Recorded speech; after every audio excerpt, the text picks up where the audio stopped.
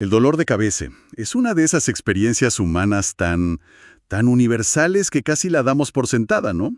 Totalmente.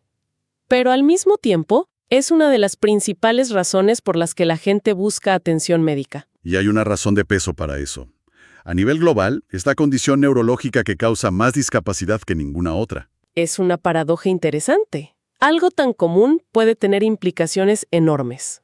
Y el verdadero reto es que dolor de cabeza es solo un término paraguas para, cientos de condiciones diferentes. Desde algo completamente benigno hasta una emergencia médica. Exacto. Y justo ahí es donde vamos a enfocarnos hoy.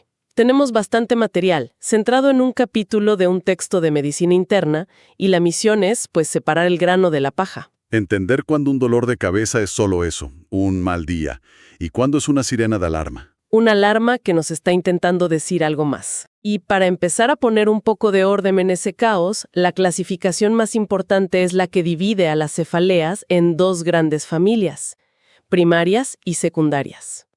Ese es el primer filtro. Es el primer filtro para entender qué está pasando. A ver, expliquemos eso. ¿Qué significa primaria? Una cefalea primaria es, digamos, aquella en la que el dolor de cabeza es la enfermedad en sí. O sea, no es un síntoma de otra cosa. Para nada. Los ejemplos más claros son la migraña y la cefalea tensional. El problema es el propio mecanismo del dolor de cabeza. Entendido. Entonces, una cefalea secundaria es lo contrario. El dolor es una consecuencia, la punta del iceberg. Exactamente. Es un síntoma de un problema subyacente. Puede ser una infección, una lesión en la cabeza, un problema vascular o, en escenarios mucho más raros, un tumor. El dolor de cabeza es el aviso. Es la forma en que el cuerpo nos avisa de ese otro problema. Y aquí hay unas cifras que me parecieron realmente impactantes. Entre las cefaleas primarias, la tensional es la reina, afectando a un 69% de la gente. Es la más común, por lejos. Pero en las secundarias, la causa más frecuente, con un 63%, es una infección sistémica, o sea, como una gripe fuerte. Sí, algo que afecta a todo el cuerpo. Pero el dato que de verdad, que creo que va a tranquilizar a muchísima gente, es la probabilidad de que sea por un tumor cerebral. Es bajísima. Es del 0,1%. 0,1. Es fundamental recalcar eso. El miedo a un tumor cerebral es, de lejos, la principal angustia de quien busca ayuda por un dolor de cabeza. Y las probabilidades son, de verdad, increíblemente bajas. De acuerdo. Entonces, vamos a desempacar esto. Hay una pregunta que siempre me ha intrigado. A ver. Si el cerebro en sí no tiene receptores de dolor, ¿qué es lo que realmente nos duele en la cabeza? Esa es la pregunta del millón. Y la respuesta está en todo lo que rodea al cerebro. Pensemos en el cerebro como un órgano protegido dentro de una caja, el cráneo. Ok. El cerebro en sí, el parénquima, no duele. Pero las capas que lo envuelven, las meninges... Las famosas meninges. Esas mismas. Las grandes arterias y venas que lo irrigan, como las arterias meningeas y los senos durales, e incluso la piel cabelluda y los músculos del cuello. Todas esas estructuras están repletas de terminaciones nerviosas y son extremadamente sensibles al dolor. O sea que no es el cerebro, sino sus envolturas y sus tuberías lo que realmente duele. Justo. Y esto nos lleva a un concepto que parece central en todo esto, el sistema trigeminovascular. Suena bastante intimidante. Toda la información sensorial. Y este sistema es básicamente la red de conexiones entre ese nervio y todos esos vasos sanguíneos y membranas sensibles al dolor que acabamos de mencionar. Entiendo. Cuando algo irrita estas estructuras, el nervio trigémino se activa y envía una señal de dolor masiva al cerebro. Ese es el origen de la sensación de dolor en la migraña, por ejemplo. Claro. Y eso debe explicar por qué a veces una migraña no es solo dolor, viene con todo un séquito de síntomas extraños. Como los ojos llorosos o la nariz tapada. Sí, a veces hasta el párpado se cae un poco. Justo. Esos son los llamados síntomas autonómicos. La activación de ese sistema trigeminovascular crea una especie de tormenta eléctrica, que a su vez activa otras vías nerviosas cercanas. Las vías parasimpáticas craneales. Exactamente. Es una reacción en cadena que produce esa congestión y ese lagrimeo. Lo cual nos lleva a un error de diagnóstico increíblemente común. Una persona llega con dolor de cabeza, nariz tapada, y lo primero que piensa o que le dicen es... Tiene sinusitis. Exacto. Cuando en realidad, en muchísimos casos, se trata de una migraña con su cortejo autonómico. Esto es parte de un cambio de paradigma fundamental. ¿A qué te refieres con un cambio de paradigma? Durante décadas se creyó que la migraña era un problema vascular, que los vasos sanguíneos se dilataban y eso causaba el dolor. Pero no es así, ¿no? No. Ahora sabemos que la migraña es un trastorno del cerebro. La actividad eléctrica anómala en el cerebro es la que causa que los vasos sanguíneos cambien y que se active el sistema trigeminovascular. Ah, o sea que los cambios en los vasos son una consecuencia. Una consecuencia, no la causa original. El motor del problema está en el cerebro, no en las tuberías. Entender eso lo cambia todo. Ok, entonces, si las cefaleas primarias como la migraña son la enfermedad en sí, la gran preocupación de todos es cuando el dolor es solo la punta del iceberg. Claro. ¿Cómo se empieza a sospechar que hay algo más debajo? Para eso existen las llamadas banderas rojas o señales de alarma. Son características del dolor que deberían hacer que cualquiera, médico o paciente, se detenga y piense. Que piense que esto podría ser algo más que una simple cefalea. Exactamente. ¿Y cuáles son esas señales que deberían encender todas las alarmas? Bueno, la primera y más dramática es un dolor de cabeza de inicio explosivo, súbito. El famoso peor dolor de cabeza de mi vida. Justo ese. Uno que alcanza su máxima intensidad en segundos o en menos de 5 minutos. Otra es un patrón de dolor que, en lugar de ir y venir, empeora progresivamente. Día tras día. Durante semanas. También un dolor que aparece por primera vez después de los 55 años o uno que se desencadena específicamente con el esfuerzo. Como toser o agacharse. Sí, toser, agacharse, levantar pesas, esos son focos rojos. Me imagino que despertarse por el dolor también es una mala señal. Definitivamente. Un dolor de cabeza que te interrumpe el sueño o que está presente justo al despertar es una bandera roja. Y por supuesto si el dolor se acompaña de fiebre y rigidez de nuca. O de otros síntomas neurológicos como debilidad o confusión. Claro, o convulsiones. Eso es una emergencia. Pongamos esto en contexto con algunos de los casos más graves que se mencionan. Hablemos, por ejemplo, de la meningitis. En la meningitis tienes la tríada clásica, cefalea intensa, fiebre y rigidez de nuca. Pero lo interesante es que a menudo también hay fotofobia y náuseas. Y ahí es donde se pone complicado, porque esos síntomas... Son también típicos de la migraña. Exacto.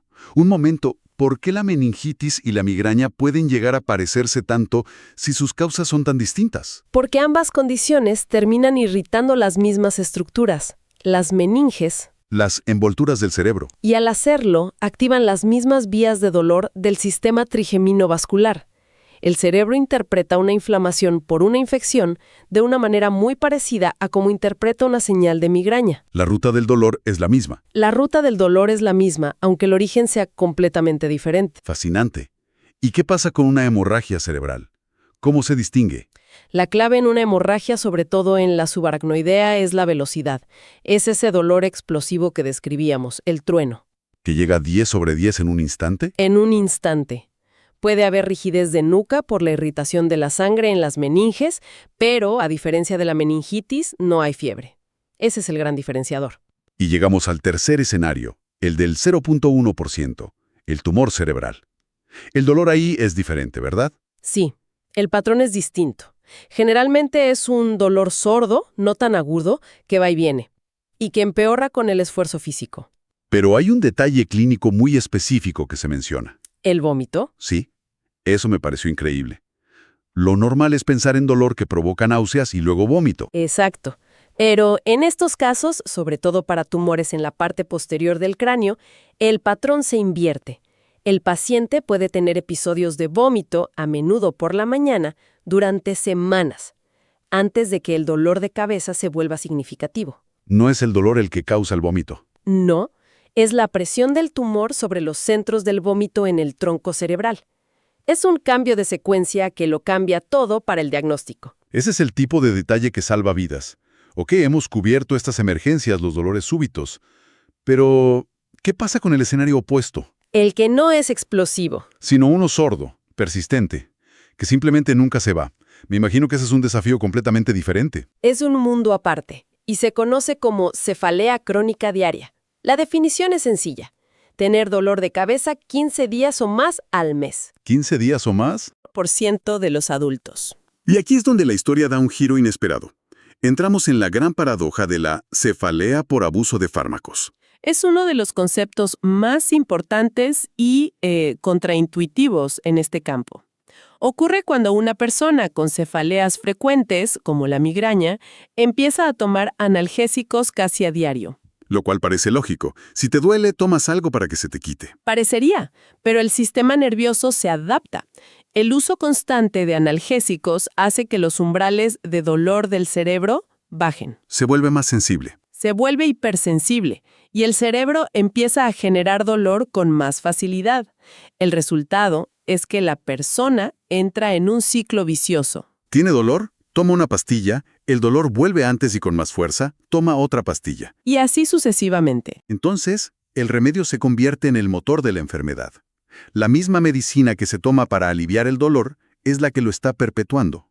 Y haciéndolo crónico es una trampa cruel. Cruel, sí. Y lo peor es que, mientras la persona sigue en ese ciclo de sobreuso, los tratamientos preventivos, los que realmente podrían ayudar a largo plazo, no funcionan.